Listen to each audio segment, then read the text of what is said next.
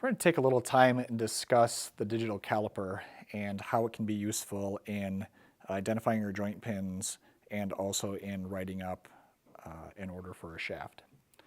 So we're going to talk about what it is, where you can get it, and some of the basic functions of the caliper.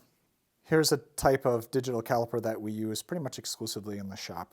Now, you can get a digital caliper from a variety of different places, and they range in price. You can get them anywhere from $20 on up. Typically, the lower the cost on the caliper, the less accurate they are. But for some basic measurements, you don't need to have necessarily the highest end caliper. So you can see on the screen or on the caliper here, there's 4 different buttons. You've got your on and your off. Now, we take measurements in the shop or for figuring out the joint pins and various things. It's usually done in inches.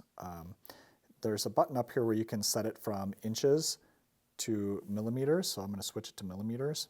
So you can see it's going to change on the screen. There's millimeters and then inches. So typically we measure the tip and ferrule sizes in millimeters, and all the other measurements will take in inches.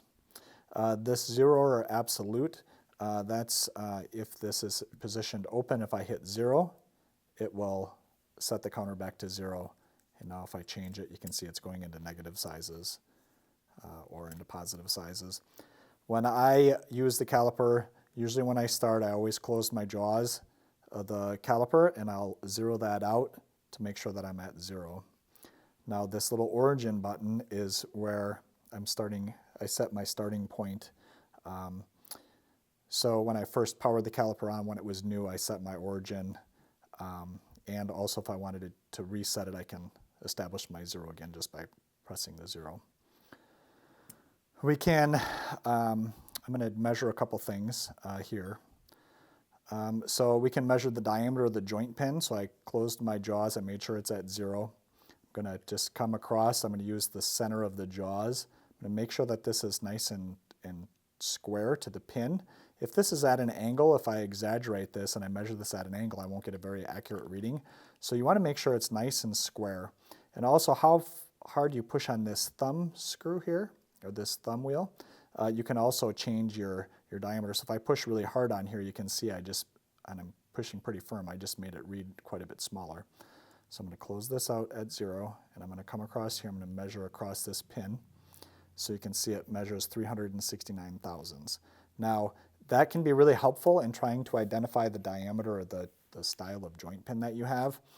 So the major diameter, or this diameter on the outside, that will determine if this is a 3/8 pin or a 5/16 pin. So most of the time, if you measure across here, it won't measure exactly 3/8. So if this was 3/8, it would measure 375 thousandths. But they can measure a slight bit smaller. So this would be a 3/8 pin. Now here's a 5/16 pin. I'm going to measure across this here as well in the center. You can see it measures almost 310 thousandths, which 5/16 would be 312 thousandths. Another helpful use for this is to measure across. So we discussed about this being a modified pin versus a standard thread.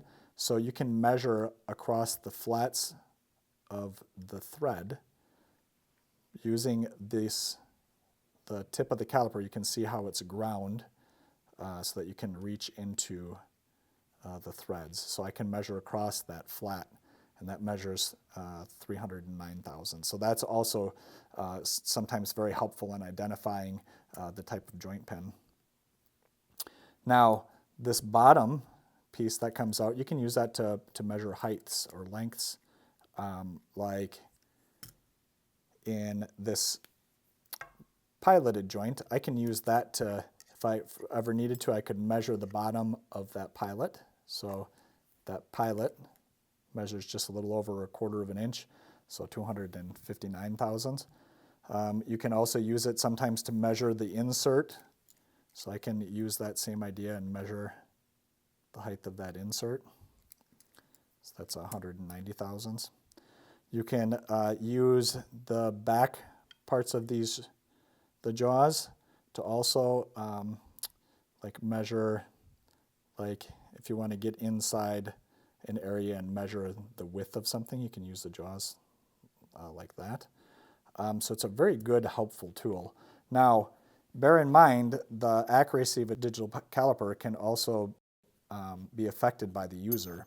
So how well and how consistent you are with how you use this thumb screw, or thumb wheel, because if one person's pushing extra firm on here, we can change our measurement just based on how hard we're pressing it.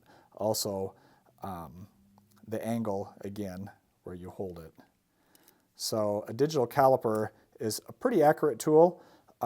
There's certainly more accurate ways to get measurements, but for the use on pool cues, this tends to be more than sufficient.